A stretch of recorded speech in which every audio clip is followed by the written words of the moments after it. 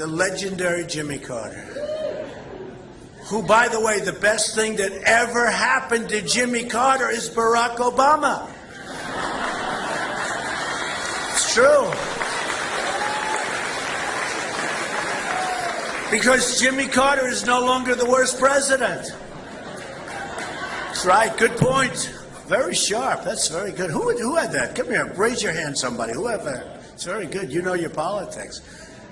But it's true, and we have to change things. Now, I'm going to do something tonight that I love to do, because to me it's more interesting. To you, I think it'll be equally interesting, but to me it's definitely more. We're going to talk a little bit, but we're going to take questions. You want to do that like a town hall? You want to do that? Because I would love to do it, and I want to get your views. We've had a tremendous response. We set all sorts of records on the different social medias. There's so many of them nowadays. You know, they have this one, that one. 2 weeks later, they have another one. But we set so many on Google today. You probably saw the kind of numbers that came out there through the roof, far more than any other Republican candidate, because people want hope. And you're never going to do it. You're never going to do it. I watch, and I go, and we make speeches together, and I watch the sun will rise, the moon will fall, the this, the that, the seas, the ocean. They want jobs. They want jobs. They don't want to be ripped off by China and Mexico. And, by the way, Japan, which is back in a big way. Japan right now has a very strong leader. Japan has just caught, and big league, cut the yen. They're cutting it. They're devaluing their currency again. And I tell this story. A friend of mine just ordered Komatsu tractors instead of Caterpillar tractors. He always ordered big excavator, always ordered Caterpillar. But now he's doing Komatsu. He said, Donald, I owe it to my family, to my wife, to my employees, to my company. There's no way they can compete, because what Japan has done to the yen makes it impossible for Caterpillar to compete. This is a pretty sad situation. Pretty sad situation. So I think you're right. I agree. I'll tell you one thing. I'll tell you one thing. There won't be any, and I mean it, there won't be any $5 billion Obamacare websites with Trump. In fact, there won't be if you want to really know the truth, there won't be any Obamacare with Trump. Because it will be repealed and replaced with something far better, far better. Friends of mine who are doctors, they say they need more accountants than they have nurses. And a lot of doctors are leaving the profession. Any doctors in the room? A lot of doctors are leaving the profession. They can't do it. It's no good. It's not working. You saw last week a report came up, 23% up, 27% up, 39% up, 54% up. And that's despite the fact that the deductibles are through the roof. I always say you have to get hit with a Komatsu tractor in order to use your deductible. It's true. So I gave a speech and I said, we are going to make this country great again. I said the American, and it's a tough one, and I say it sadly, the American dream is dead, but we will bring it back bigger and stronger and more powerfully than ever before.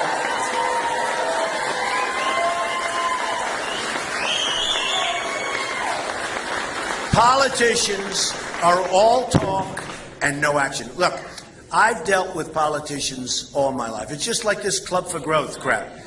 It's just like Club for Growth. You know, I've dealt with these guys all my life. I deal with these people. All talk, no action. Now, Club for Growth does action. They sent me a bill for $1 million. But politicians are all talk and no action. And I'll tell you what, our country is dying because of it. They're dying. We have people that are really good at keeping their jobs.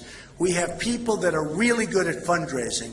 We have people that are really good at everything but making our country great again. And we can't let it go on. We can't let it go on because we can't continue a couple of more years of what we've been going through. Last week, the gross domestic product, GDP, came out. It was less than zero. Less than zero. It was negative, correct? It was a negative. You look at the different stats coming out, and I think we're in a bubble. I don't like predicting bubbles. Bubbles bad for me, bad for everyone. I think we're in a bubble. We have artificially induced low interest rates. We have a stock market which is ridiculous, which benefited me. I actually bought stock. I was very good. I bought stock. I said, how can you not when you get the money for free? But we have a false stock market. We have a lot of problems, and we have unemployment that's probably close to 20%. The real number. I'm not talking about 5.6%. I'm talking about the real number. You look, I go to a job, I'm building a big hotel in Washington on Pennsylvania Avenue. Anytime they know I'm going to be there are 100 people on the street trying to get a job. They hear I'm driving up. The street is loaded up with people wanting to know if they can get work. That's not 5.6%. There's some bad things going on in our country, and we will take care of it. So we're going to take some questions now, and it's a great honor. You know, we've done fantastically. New Hampshire, I have so many friends in New Hampshire. A poll came out recently that had me doing unbelievably well, and that was when everyone thought I wasn't running. And there's so many people said, he's not running. He's not running. Why would he run? They said actually two things. Why would he run? He's got this great lifestyle. He's got this wonderful business, wonderful family. Why would he do that? Because I want to make our country wonderful. Number one. And then they said he'll never run because he's not as rich as everybody thinks. So I gave him a financial statement yesterday. I'm much richer by like 4 times. I'm much richer than people think. And I don't say that in a braggadocious way. Like close to $9 billion. It's a lot of money. But you know what? I'm not saying it braggingly because, as you know, Mitt let us down. He let us down. I don't know if he choked. I don't know what happened. You know, it's like an athlete. You can't sink the putt. You can't hit the ball with the bases loaded in the 9th inning. Something happened that was not a good situation because that was an election that should have been won by the Republicans, okay? Got to close the deal. Who said that? I like that. You got to close the deal. Didn't close the deal. Looked like it was going to be closed, never got closed. And you know, say what you want about Obama. Every night he was on the television. He was on Jay Leno. He was on David Letterman. I said to Mitt Romney's people, why aren't you on television? Why aren't you doing it? You have no choice. We can't let that happen again. You can't have another 4 years like what has been happening. So we're going to do something that's going to be very bold. And the reason I mention, and I say this, the reason I released my financials way ahead of schedule, and by the way, I'll do all of the official filing. You either have 30 or 45 days. You're allowed very lengthy extensions. I don't need extensions. I don't want extensions. But the reason I tell you about the financials is because that's the kind of mentality you have to have at the top. You have to have that mentality. You have to have somebody that knows that we got to make money in order to be rich, because if we can't be rich, we can't take care of our vets, which we're not doing, by the way. I will do it. I will take care of our vets. We can't rebuild our military. What about this? We go over to various places. We give billions of dollars of equipment to the military. One bullet gets fired up in the air, one bullet, and they leave. The Iraqis, practically anybody. So the other day I see we lost 2,300 Humvees. Now, how do you lose? You know, I figured 2, 1, 5. What? 2,000? How do you even get them over there? 2,000. And these are really armor-plated, very expensive, I'm sure the finest, which right now the enemy has. Because a bullet got fired. Boom. And there's a bullet. Let's get the hell out of here. The stupid Americans gave us 2,300 of these beautiful vehicles, and we're out, we're gone. And we're losing that all the time. They have the best weapons, they don't even have to, you know, they have the ultimate thing. All they have to do is fire a shot in the air, they take over all these arms. They don't have to buy them. They don't have to buy them. The arms dealers are dying because they just, you know, it doesn't work well for the arms dealers. So we need smart leadership. We don't need a leader that takes Sergeant Bergdahl, traitor, Sergeant Bergdal. 6 people killed trying to find him. He's a traitor. He's a no-good traitor. You know, in the old days, when our country was strong and respected, you killed the traitors, and quickly. And I don't mean killed the traitors with a 9-year trial and then an appeal that takes another 5 years. I mean, it worked out very rapidly. And now we have a situation where, think of this is the way we deal. We get traitor Sergeant Bergdal. They get 5 killer leaders that they desperately wanted, who are now back on the battlefields trying to kill everybody, including us. You tell me. This is Obama. I call him the 5-for-1 president. You look at the negotiation going on now with Iran. It's disgusting. First of all, it should take a day. You know, we're not sending rockets to the moon. Our chief negotiator, who's 72 or 73, is in a bicycle race, and he breaks his leg. No, Secretary Kerry, I promise you one thing. I will not be in a bicycle race. I will be on the phone doubling up and tripling up sanctions so that we are in a position to make a great deal. You know, that's an amazing negotiation to me, because it should go quickly, but that to me is an amazing negotiation. The chief negotiator, the Persians are very good negotiators, and they go back to Iran and they celebrate the man in the street, their chief negotiator. Obama gets up and makes a speech and says what a great deal we're making. It turned out to be wrong. Just like Obamacare was the big lie. So many things in Obamacare, the lie. They call it the big lie. Well, Obama said all sorts of things about the deal. It turned out not to be true. In Iran, you saw what happened. They disputed what he said. They turned out to be right.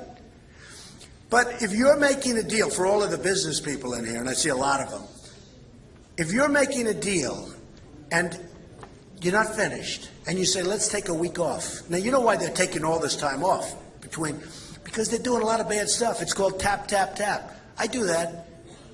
Sometimes I don't want to make a deal. I'm not sure if I want to make a deal. I want to just hold it up a little bit. Maybe I don't want somebody else to make it. I call tap, tap, tap. So I say, hey, listen, can we meet next week? I'm on vacation, blah, blah, blah. In the meantime, I'm looking at 40 different things. Well, that's what they're doing here. It's tap, tap, tap. We're not even meeting.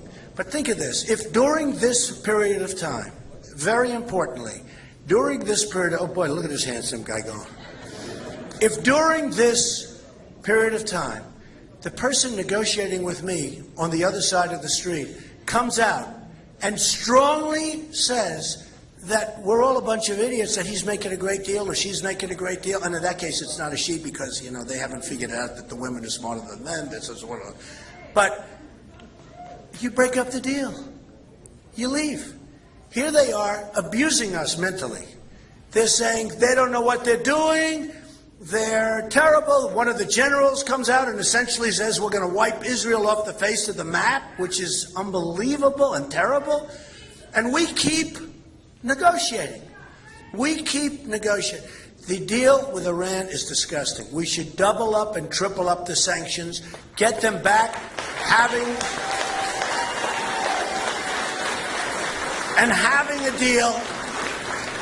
a deal is a wonderful thing, but we have to negotiate from sanctions. We don't know what the art of the deal is.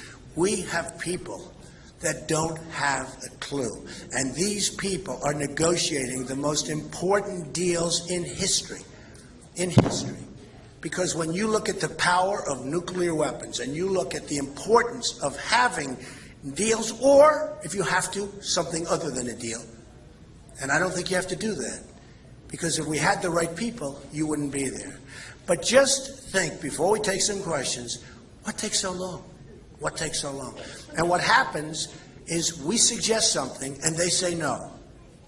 And then we suggest something else and they say no. And they just keep saying no. And we keep going down, down, down, down. And now that deal doesn't mean a damn thing. So you have to strengthen up our resolve. You have to get some real negotiators, not Secretary Kerry, who doesn't, honestly, he doesn't know what he's doing. Are you ready, Secretary Kerry? You're fired.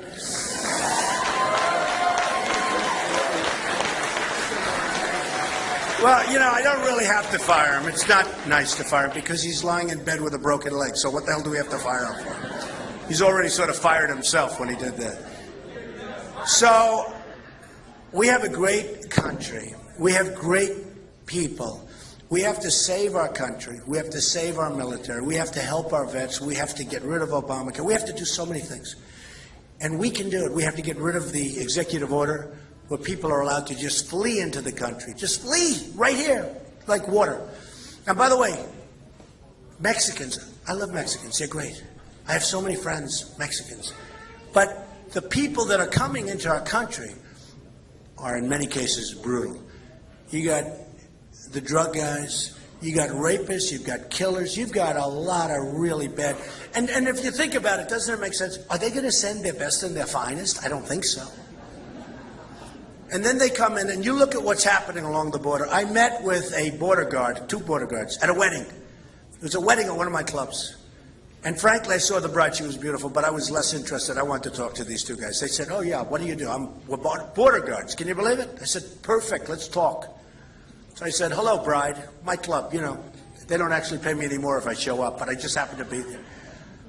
And I talked to them, and they said, Mr. Trump, these were 2 great guys, strong, powerful guys, good guys.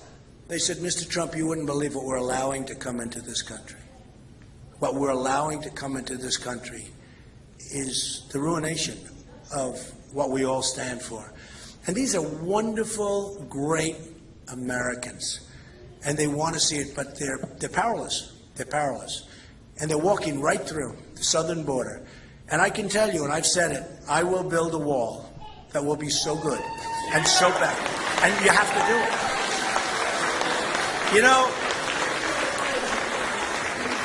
and I've said this a lot, but without borders, you don't have a country, essentially. You really don't have a country. So let's go with some questions and make them wild and crazy and whatever the hell you want. Do we have a mic around here, Keith? Is there a mic? Oh, this man has a mic. Okay, give it to this guy right over here in the beautiful blue shirt. I don't have teleprompters. I like it. You know, it's interesting. I actually made the speech. It was close to an hour, and I didn't have teleprompter, and I had very few notes or anything. And they were sort of amazed. And I said, no, if you're running for president, you shouldn't be allowed to use a teleprompter because honestly, it's too easy. They write up your speech, you amend it a little bit, you stand up and you read for an hour. You know, what do you learn? You want to test somebody under pressure. It's a lot of pressure. If you're not using teleprompter, it's much harder. To be honest, you have to be much smarter. You really do. Okay, man in blue, let's go. Mr. Trump, good evening. How are you? On my way driving up here from Massachusetts, on the highway, I was listening to the Howie Carr show. Right. And after you got off the air with him, I want to report that a lot of people called in and are really excited about your candidacy. That's Thank great. you. Yeah, he's a nice guy. Howie's been very supportive. He's real. Howie Carr's a very nice guy. I'm not a politician. I am an inventor with multiple patents, a serial entrepreneur, and a writer. Good. And a quick comment about immigration, because I know how important that is. From that position, I've developed an economic model that eliminates the magnet from them coming here. If they don't want to come here, it's easier to keep them out. It's a 2-pronged attack. One is economic, and one is defense. By the way, is this the longest question you've ever But he's a nice guy. He drove from Massachusetts. Let him go on. That being said, how much longer will your question be? No, go ahead. Don't tell me you're going to present me with a proposal. I've written something, and I'd like to give this. He's giving me a proposal. Okay, give me the proposal. Give me the proposal. I'm going to take your proposal. Thank you. That's right. The check's in the mail. Okay. Thank you very much. I appreciate it. Boy, that was a lot of work. You should have just handed it to me. Okay. Go ahead. Right over here. Thank you, Mr. Trump. I want to thank you for the thank you note that you sent me for my rather rodeo-like opinion piece in the Union Leader. Good. I know that. Union Sir, Leader is terrific. I don't have The Union Leader, by the way, they've been so fair to me, and they are terrific, and Mr. McQuaid is a fantastic man, I will tell you. Go ahead. I'm going to give you a break. I don't have a question. I have a comment. I want to thank you for taking this on. We all need that we know that you don't need to do it. I want to remind everybody that my 9-year-old daughter up here, adopted from Arizona, that, ladies and gentlemen, that's the generation that's going to pay the price for this last 6 years. And thank you for doing this. Thank you very much. Thank you very much. Come on, let's have a question from a woman. A woman, where's the mic? Okay, let's go. Go ahead. Excuse me. Come on. Mr. Trump, Yes. as president, Where are you? Right there. as president, will the citizens of this great country get the truth about Benghazi, the IRS scandal, Fast and Furious, the VA administration, and the lost Secretary of State Hillary Clinton emails? And will there be any accountability for such a gross negligence? No, you're right. So let me just tell you. So I'm a Republican. I'm a conservative. I even have to be, I'm Protestant. Can you believe? Nobody thinks so. I'm a Presbyterian. Can you believe? So I'm a conservative Republican Presbyterian. That's nice. But you know what? What you're asking is very interesting because we know where the Democrats are coming from. We know where the liberal Democrats and the liberals are coming from. But what you're asking is something that I really get angry about. The Republicans and our Republican politicians, they act indignant over the emails. Indignant for about 2 days. They act indignant over Benghazi. Oh, Benghazi, Benghazi. You don't hear about it anymore. They act indignant over whether it's IRS or any of the other things you mentioned. And it lasts for a couple of days. And then they go back and they get their check and they go and run for office. And in many cases, they run for president. They have no stick-to-itiveness. They don't really care. Maybe they don't want to upset the apple cart. So I know where the Democrats stand, and I fully understand that. That's okay. What I'm disappointed is our Republican politicians. It's all talk and no action. Always. Always. Always. Now think of it, the emails. The legendary Rosemary Woods. Anybody here, Rosemary? Wasn't it 18 minutes of a tape? Here's hundreds of hours and days and months of emails. That's our modern day tape, right? Nothing happens. You get a subpoena and you say, oh, I have a subpoena from the United States Congress. And you delete everything. You get rid of everything. The server's gone. Everything's gone. Now, if that's Rosemary Woods, or if that's a Republican conservative, they're gonzo. It's over. So what happens is we have two standards. We have a double standard. But we have Republican politicians who don't even talk about this anymore. And I happen to think it's the most serious thing to talk about. So I can only pledge to you the following. I will be bringing it up, and if I win, that will become the central part of the race. The central part. Because what you said, I think it's going to be my best question tonight, because what you said is so important. But the ones I'm really disappointed, we have had so many opportunities to do some real productive work, and the Republican politicians don't have the guts to do it. They don't have the guts. So, well, all politicians, but the Republican politicians, the Democrats, we know where they are. The Republican politicians, frankly, I'm a Republican, they should be ashamed of themselves. Yes, sir. Go ahead. Donald, welcome back to New Hampshire. Thank you very much. Hey, I'm a little confused on one of the questions. As you know, we met on veterans issues. Yeah, I remember. When you say we're going to save the veterans, now I'm speaking for veterans, we don't want to be saved. I need to know, what do you mean? You want to be taken care of. Right. We want promises that were made. We want veterans health care, PTSD, TBI. Right. I want to know what is your intent? How are you going to do this? Because we've heard it over and over. Okay. And I know you're a man who Right, and you know it, and you know it. The veterans, and not only here, all over the United States have been treated like third-class citizens. And I meet with them. I was, as we discussed at our meeting, I was very much responsible for the Vietnam Memorial in New York. And by the way, to this day, with all the buildings I built and all the things, rinks in Central Park and all the things I've done, nobody has ever been nicer to me than Vietnam vets. To this day, if I'm walking down the street, vets come up and they say, thank you for what I did. I held one of the most successful parades in the history of New York after it was a disaster the year before. We discussed that. The Veterans Day Parade in New York City, down Fifth Avenue. One of the largest parades. So I fully understand, and I fully understand what you're saying. And the fact is, our vets have to be helped. And the word help, they don't want, they want to be helped. They did an incredible job for us. Many of these people are in very bad shape. Very bad shape because of the job they did for us. So we're going to get involved, including with your group, as we had I think, did we have a great meeting? I thought it was a great meeting. But we're going to get involved with your group. We're going to do a lot of things. And not only in New Hampshire, it's got to be all over the United States. And frankly, in New Hampshire, it's not a good situation, but you have some states where it's catastrophic for the vets. We will really help the vets, and we will take care of the vets, and we'll rebuild our military, by the way. You know, you're one of the very few to come into the state that first wants to meet with the veteran community. Yeah. And I was impressed with that. Well, I appreciate it. And I even made a donation, right? Bigger donation than anybody ever thought. They hit pay dirt. Did they hit pay dirt? That's good. And you know what it is? It's worth it because they're unbelievable people. I wouldn't be standing here right now except for the vets. So anyway, so it's great. We'll work on it, all right? Who's got the mic? Give it to this man. Looks like another vet. Are you another vet? Yes, sir. Let's go. Give me a United States question. Air Force, Vietnam. Very good. You know about the Vietnam Memorial in New York? Oh, Down yes. by Wall Street. Yes, I know where it's Okay, at. good. I grew up in North Jersey. Good location. Well, then you know about it. Yes, We're sir. proud of My question is your commitment to the Second Amendment. it. Total. So here's the, I love this. Okay, total. The Second Amendment has to be just cherished.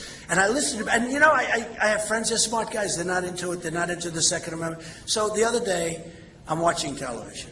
And because of our great prison system up in New York, you know, upstate New York, you have these two guys who are serious. These are seriously dangerous people. Seriously, no worse than who? Well, the five. Yeah, the five. The five are pretty bad. Okay. She's got a lot to say, but she's good, right? But you have these two guys that ingeniously got out of this prison, maximum security prison. And it's like an unbelievable thing. And they're interviewing people in the town. And a woman gets up and she said, you know, I have had for years debates with my husband. I didn't want guns and he did. And now I'm so glad we have them. We have one on every drawer, every table. They're all... Because they don't want to be visited, you understand it. They don't want to be visited by these two characters that just got out. And it was very interesting because she said she fought her husband for years, and now they're so glad. I will protect and preserve the Second Amendment. And one other thing. While we're on the Second Amendment, I will protect and preserve without cuts Social Security, Medicare, Medicaid. And the money will come from making smart deals instead of stupid deals with other countries. And believe me, our country has a chance to be so rich again and so strong again and so great again. But it's not going to be with the kind of thinking that we have in office right now. Okay, yes, ma'am, right here. Yeah. You talk about making America great again. Right. And I was just wondering what you think can be done to unite the American people and keep the American dream alive. Well, the American dream is heading south fast, you know that. Through regulation, through all of the problems, through tremendous unemployment, through hatred. You know, when Obama got elected, I said one thing. I said, the minimum that's going to happen is he's going to be a great cheerleader for the country. I really thought it could be good. You'd unite the country. And I really felt that he could be a great spirit for the country, great branding for the country. You know, my daughter, Ivanka, anybody hear of Ivanka? Anybody? By the way, she did such a great job of introducing me. And that was not easy. That was a lot of cameras, live cameras all over the place. The place was packed. Ivanka did a fantastic job. So I should have brought her along here. So she told me a story that when she was a young girl in Czechoslovakia, because her grandparents are from Czechoslovakia, communist country at the time, and she would go there, and people, many of the Czech people, had dollar bills posted on the windshield of their car, because that was a sign of prestige. They were so proud of that dollar bill. They were so proud of the brand, the American brand, that they would tape dollar bills onto the windshield, onto the glass. And I said, you know, I've never heard that story. And she said, Dad, it's about branding. They loved the brand. They loved the United States brand. They loved our brand. That doesn't happen anymore. And I really thought that President Obama, at a minimum, would be, and by the way, different party, different everything. I would love him to be a great president. It's not going to happen. But I would love, if he were a great president, I'd stand before you and say, you know what, we have a great president. And most of the people in this room, other than the stupid people, would say that's great for the country. I don't care about party, but I would love for him to be a great, if he were a great president, I would say he was a great president. But we can't say that. But think of that story with the dollar bill. I thought it was so poignant and so amazing when Ivanka told it to me. And now you go and there's nothing. In fact, now we're laughed at, we're mocked, we're scorned, we're not respected. That's one of the reasons ISIS, you guys, the military guys, they have no respect for us. Do you ever see a thing where we have a war and we tell them everything we're going to do? We're going in 2 weeks, we're going to be doing this, we're going to be doing that, with this, that, blah, blah, blah. And I'm saying, can you imagine General MacArthur and General George Patton? They're spinning in their graves listening to this. We catch a mid-level, upper mid-level accounting guy from ISIS a couple of weeks ago. Instead of capturing him and killing him and keeping it quiet, what do? News conferences. Well, now all the other thousands of them are all scattered in New York. Okay? Why the hell can't we shut up? Just shut up. So we have so far to go. It's so sad. I mean, it's just so sad. Yes, ma'am. Back there. Yes. Welcome back to New Hampshire, Mr. Trump. Thank you. I've actually done your makeup before. I'm a makeup artist politically. Good. Oh, good. So when did you do my makeup? When? We'll connect, but I'm talking tonight to Wait, you. before you stop. Yeah. Is it my real hair? It's looking great, though. No, it is my hair. Yeah. Yeah, it's all good. Good. Yeah. That's right. When I did a big show up here and she put a little makeup on, I said, yeah, it's my hair. It is my hair. That's good. I made you up in the convention in New York City, too. But anyways, we go back. Thank you. But I'm here to talk to you about something that I've been already talking to other campaigns about. Okay, I've talked to Hillary Clinton's advisory board. I've been traveling around a little bit with Governor Christie. A year ago, my stepdaughter died of a heroin overdose. Right, big problem. There were so many gateway drugs that got her to the death, okay? I understand. And there was very limited opportunity for help, especially here in New Hampshire. And this is a really hot topic. We already have 1,300 deaths already in the state. It's a and huge epidemic. problem in New Hampshire, which nobody really even knows about. Yeah, Problem. I want to encourage you to speak about it because it is ravaging our communities, our families, but it also takes a huge economic hit. And what I'd like to just put out there is something, I've been doing a lot of advocating for this issue. I'd like to see us get treatment mandatory in prisons so that if somebody's arrested on a drug charge, they're in there, they're not wasting time. Maybe we can instill a shift in consciousness in these addicts so when they come out, you know, we're not dealing with them going right back to the same playground and playmates because the crime is on the increase because of this problem too. And I just want to know what you think about it. And I thank you for being here. A lot about it. And I'll tell you what, you're right. It's interesting. I've been in New Hampshire for a long time. I've had a lot of friends here and I come here a lot. And they talk about the drug problem. You know, you don't think in terms of New Hampshire and drugs and a drug problem, but New Hampshire has a tremendous problem with it. No, it's something we'll start thinking about very heavily. Okay? Thank you very much, ma'am. Yes, how about, go ahead. Go ahead. It is an honor for me to be here. It's my honor. Mr. Trump. Thank you. I am a Colombian immigrant. I absolutely love America, and I am a You physician. know that's the home of Miss Universe, Colombia. You know that, right? Yes, very much. And I am- Paulina Vega. We love her. She's been great. Okay, go ahead. But I'm most concerned about our physicians, which is my career. And we need to worry about apathy, and we need to care about the doctor-patient relationship, and we need to bring that back. We need to bring America to health again. What is your plan? Well, my plan is very much different from what the plan is now, because to now, you're a doctor, right? And you're signing, every time you see a patient, you're signing your life away, and you're signing papers all over the place, and you're doing, I mean, what you're doing is incredible. And we have to bring it back where you take care of patients and simplify it. We have to simplify the system. You know, I told you before, I have doctors where they talk about how many accountants they're using, they never had this, but I have many doctors, friends, who are young, not old, where they want to retire. You're not going to retire, I hope. But they want to retire. You understand it. They want to leave. They're going to leave the profession. You retired already. Okay, well. Okay, well, that's, some do that, by the way. Some do it. It's very much simpler, but a lot of people aren't able to do that. So we will simplify things. We'll simplify a tax code because right now it's out of control. We'll simplify that whole situation. But we can't lose the doctors. We don't have enough doctors already, and we can't lose the doctors. So we'll take care of that.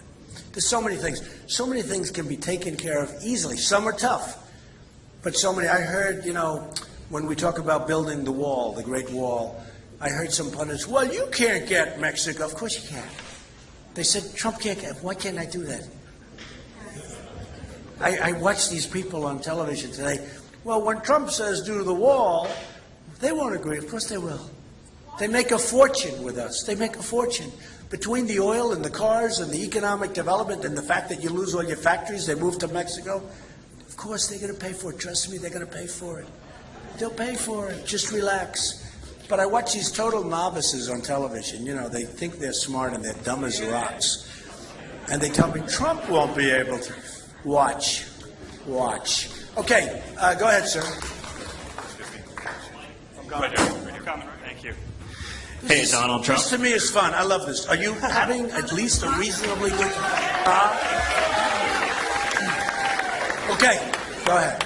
Great to see you, Donald Trump. My name's Brian Henshey. Hi. I live here in New Hampshire, at Brian Henshey on Twitter. Just want to ask you a question, which is... That was interesting. Am I supposed to tweet him now? I'm into self... Wouldn't you be shocked if I got home and tweeted you? Wouldn't you? How could you, Donald, be against self-promotion? That's what I'd like to know. Say it again? How could you possibly be against self-promotion? Come on. No, you're right. Okay. So my Maybe question, that's why I like him. Go ahead. So my question for you is, so obviously when Obama became president, he had a huge, ridiculous spending stimulus, which did nothing, and so we all went into more Nobody even knows debt. where the money went. Yeah, And it was so massive. my question for you is, how in the world are you going to unleash the American economy and get it to start kicking some ass again? Okay, well, And I should mention, Donald, I was unemployed for 11 and a half months until 2 weeks ago. good. You So have a good I job? finally Did you get a good landed job? a solid Did you professional get a good job? Finally, yes. That's It good. took almost You know, a year. Thank when you. you talk unleashing, what we have to do is bring our jobs back from all of these places. We got to bring our jobs back from China. We have to bring our jobs back from Mexico. We have to bring our jobs back from, and it's not just China, it's every place. And we don't, you know, sometimes I'll make a speech and I'll start off by saying we don't win anymore. We don't win anymore. When was the last time we won a trade battle against China? Never happens. When did we ever win against Japan? And I was jokingly saying yesterday and talking to people, they send their cars over by the millions. When did you see in Tokyo a Chevrolet? Did you ever see a Chevrolet in Tokyo? Not too often. Maybe. Got to be a couple, right? But it's a one-sided deal. We don't take care of our people. We have leaders that don't know what they're doing, and they don't have a clue. And if they do know what they're doing, they're controlled by their lobbyists and the others that I mentioned. So it's a real problem. We will bring it back. We'll get it back, and we'll get people working again. What we need, and by the way, the best social program is a job. You got to get people working. It's a job.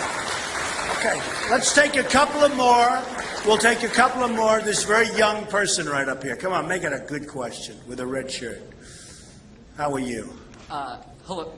For me, one of the great defining, moments that makes America great were the Mercury, Gemini, and Apollo missions of the 50s and 60s. Hopefully going into the presidency, what do you plan on doing for the space race in the future, particularly concerning private companies like SpaceX and Virgin Galactic? Yeah, well, I love the space thing. I think, a lot of the private companies are doing very well with space. We have a lot of other problems, by the way, in all fairness to space. Because we have a lot of people going into space, and they're doing it through private companies. And I know a lot of the people at those private companies, and they're doing it very well and very efficiently. But we have to do things like, health insurance and so many things. So many things. So I am for it. I am for helping. But I like keeping that somewhat in the private sector. Does that make sense to you? Okay. Yes, sir. Go ahead.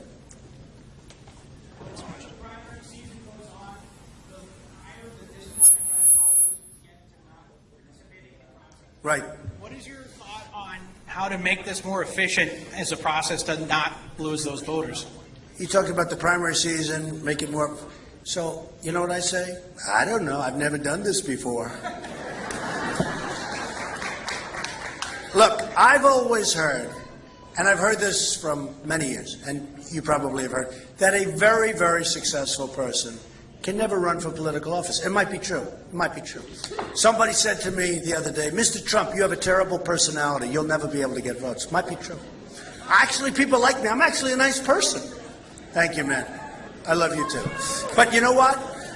I have great friends. But the people that know me like me, other than a couple who I don't like too much, they're bad people. Some of the Wall Street guys that are ripping us off, I don't like too much, but that's okay. But you know what? I've always heard that a really successful person cannot run for office, political office, especially for the office of president. And we're going to find out. I don't know. We're going to find out. Let me tell you, I really am very smart, and I'm very competent, and I'm really good at business, and I can make this country so rich and so great again. But maybe people don't like my smile. Maybe they don't like my hair, which is real, by the way. Look at that. Come here. Come here. Come here. Come on up here. Come here. Get up. Is that sucker real? It's thin, but it's real. Okay. Thank you, Doc. Be careful. All right. See, I had to prove it. I'm in a good mood, so I had to prove it. But it really, it really is something that we can do. And, maybe I can't get elected. Maybe they say he's not a nice enough guy. But I said yesterday to a big group of people, I don't think this election is about personality.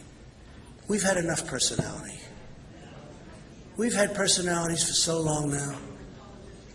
It's about competence. I really do. And I happen to be very competent. I'm really good at this. So, not that I say I have a bet, but I'm just telling you, it's going to be an election. People are sick and tired of being ripped off by everybody. And I really think that this is going to be an election about competence. Okay, let's take two more questions, okay? Yes, go ahead, right there. Mr. Trump. Young people. Yep. Wonderful. The future. The highly taxed future, if you keep it going. Oh, boy, do I worry about your taxes. You're going to pay a lot of money. We're already, the number one tax nation in the world, so, Go ahead. You say the Affordable Care Act is probably one of the worst things President Obama has ever done. You're probably not wrong, but I just want to know, you say you're going to find something better. I just want to know what that is. Better than what? Who? The Affordable Care Act. Oh, there's a lot of plans that are better. And there are plans that you have to get through Congress. There are plans that you have to get through Congress, and you're going to have to get them through. And if you don't get them through, we're going to have a problem. Because Obamacare is going up, up, up. You're not getting your doctors. You're not getting your plan. I know a lot of people that had plans that they loved, and they've lost them. Okay, how many people here had plans that they loved, and now all of a sudden they get wiped out? Because I've known so many people that had that. You are going to have a situation where the costs of so-called Obamacare, is just ridiculous. And here's the problem. The government deficit, whether it's $1.6 trillion or whatever it might be, the deficit is so massive that the country is not going to be able to afford it. So there are a lot of plans. You know, one of the things that's interesting, so I live in New York. In the old days, I used to say, why do I only have one company that I can negotiate with? You know, they had the lines, the artificial boundaries. If you're in New Jersey, if you have a really great company up in New Hampshire, I can't do it because they're not allowed to come into New York. And that was done for the benefit of the insurance companies. And by the way, Obamacare is good for the insurance companies too. They were very big contributors to Obamacare. You know, the insurance companies are doing very well with Obamacare. So there are a lot of things. But here's the beauty. The lobbyists aren't coming to me if I'm president and saying, you can't do that to the insurance companies. They've helped you. They've given you millions of dollars. Because I don't need their money. I don't want their money. Oh, I want to tell you, they're in trouble. They're in trouble. I don't need their money. But I've often said, I said, isn't this ridiculous? I could have companies in California, in Oregon, in New Hampshire, in Iowa, all over, giving me bids. I get one bid. You know what I say? I'll take it. I'll take it. Get one bid. So that was no good. No good now. Now it's worse than ever before. I'll tell you what, now it's worse than ever before. And the care is worse than ever before. And the deductibles are ridiculous. Ridiculous. So we'll be working on that one. Good question, too. Okay, how about one more really great, and you know what? If it's not a great question, we'll do one more. All right. Okay, where? Who's shouting over there? Go ahead. Yes. I love this guy with that Trump sign. What a handsome guy. Give him the mic. I'd like to ask you your position on Cuba. I haven't heard anything about it, and I would like to know if you would build a hotel in Havana. Well, Cuba, look, I don't mind Cuba happening, but I think you should make a great deal, okay? You know, Cuba could have struck a better deal, but I don't mind Cuba happening. I mean, you know, I have a lot of property down in Miami, and I deal with Cuban people all the time. They're fantastic people. As the Mexicans, by the way, are fantastic people. You know, I have tremendous relationships with many, many Mexicans. They come from Mexico. They're hard work. They're great people. But the ones we're getting, it's like a little tough situation. But I know so many Cubans being down in Miami and spending a lot of time there. Doral. Anybody ever hear of Doral, the Blue Monster? The Blue Monster, good. But the Cuban people are great people. I think it's fine. Just got to make a good deal for the country. We want to make a good deal. And let it be a decent deal for Cuba, too. Let it be a good deal for the people of Cuba. They're great people. But it's time. It's fine. Okay? Okay, let's do one other question, because that was very particular to this gentleman. Are you from Cuba? What the hell are you asking me the question? What the hell kind of a question? I'm kidding. Okay. Who's got a good one? Go ahead. Give me the question. Thank you. Uh-oh, he looks Mr. like Trump. a tough cookie. Go ahead. Actually, you've sat with me before. You might remember sitting in the boardroom with me a couple of months ago. Oh, yes. Do you remember that? Not particularly. We had some technical. Of course. Okay. Well, you know what you always do? Absolutely, I do. Welcome okay, go ahead. to your first day in politics. Good. One of the things you learn in New Hampshire politics is you can't be squishy. It's a new word for you, probably. True. That's good. And so there's some hard questions that are coming for you. You have a 20, 30-year history of different positions. Are you ready to make your positions clear to the people of New Hampshire, to the people of South Carolina, and the people of the United States? Yeah. I think the answer to that is pretty obvious. I mean, I wouldn't be doing, I don't need this. I don't need this. My family says, what are you doing? Why? I think the answer is obvious. I'm good at it. I know how to do it. I know how to make us so good and so strong. So, look, I'm going to end it this way. The people of New Hampshire are incredible people. Somebody said to me, I was just leaving New York, and they said, what are they like? The people of New Hampshire are hard-working people, and they love the country. They love our country, and they want to see it be great. So, what I'm doing, I announced, I'm running. I'm going to work hard. I've done a lot of good things. I'm not doing this for me. I'm doing this to make America great again. And we're going to do it. And I want to thank you. It was such a great crowd. I want to thank you all for being here. I will be back many times. I love this area. We'll be back many times, and thank you all very much. This was so much fun. Thank you. Thank you. Thank you very much. Thank you.